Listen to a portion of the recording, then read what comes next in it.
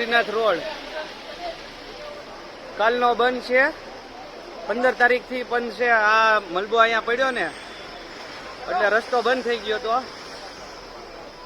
અને આ રીતે કાલના તો ફસાયેલા.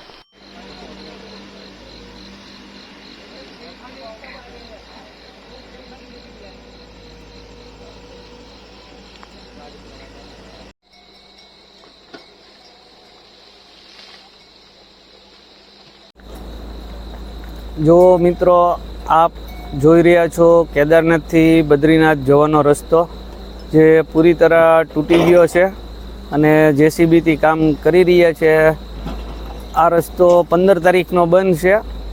અમે લોકો અહીંયા કાલના 16 તારીખથી છીએ. હમણાં તમને ટ્રાફિક બતાવું ઉપર. બસ બધા માણસો વાટ જોઈ રહ્યા છે રસ્તો ખુલવાની. જો આ રીતે અત્યારે તો દ્રશ્ય છે, બધા બસ વાટ જોઈ રહ્યા છે. સરકાર તરફથી કામ તો થઈ રહ્યું છે, પણ જેટલું પથ્થર કાઢે ઉપરથી એટલા વધારે પથ્થર પડતા રહે છે, એટલે થોડી તકલીફ વધી ગઈ છે. જો મિત્રો, આપ જોઈ રહ્યા છો ટ્રાફિક જે કાલથી રસ્તો બંધ છે બદ્રીનાથ વાળો. કેદારનાથથી જે બદ્રીનાથ જાય છે એ રૂટ મેન.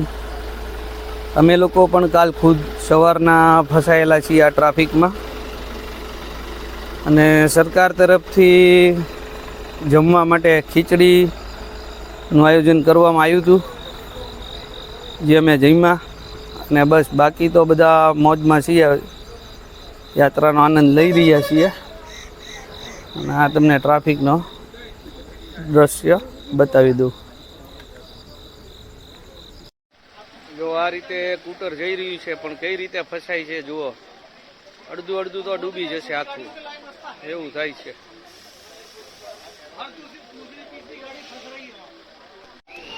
કેદારનાથથી બદ્રીનાથ વાળો માર્ગ જુઓ, લાઈવ સિચ્યુએશન. તારીખ 17/9 આવી રીતે ફસાઈ ગયા છે. 16 તારીખ સવારથી રસ્તો બંધ થઈ ગયો છે આ રીતે પથ્થર પડવાથી. કેદારનાથથી બદ્રીનાથ વાળો રસ્તો પૂરી તરહ તૂટી ગયો છે ને જેસીબી 2 દિવસ કામ કરીને સતત કામ કરેલું એટલે હાલવા જેવી પોઝિશન કરી કાઢી. જો માંડ માંડ રસ્તો આ રીતે ગાડીઓ હાલીને ખુલે છે. ટ્રાફિક ખૂબ એટલે ખૂબ થઈ ગયેલું છે. જોવા બસ મિત્રો, જો રસ્તો ખુલી રહ્યો છે એની વાટ જોઈ રહ્યા છીએ. આમ તો કદાચ હવે ખુલી જશે. આ રીતના 2 જેસીબી આવી ગયા છે એટલે કામ બહુ જોરશોરમાં ચાલુ થઈ ગયું છે. બસ આમ તો હવે મારા ખ્યાલથી કદાચ કલાકમાં ખુલી જશે.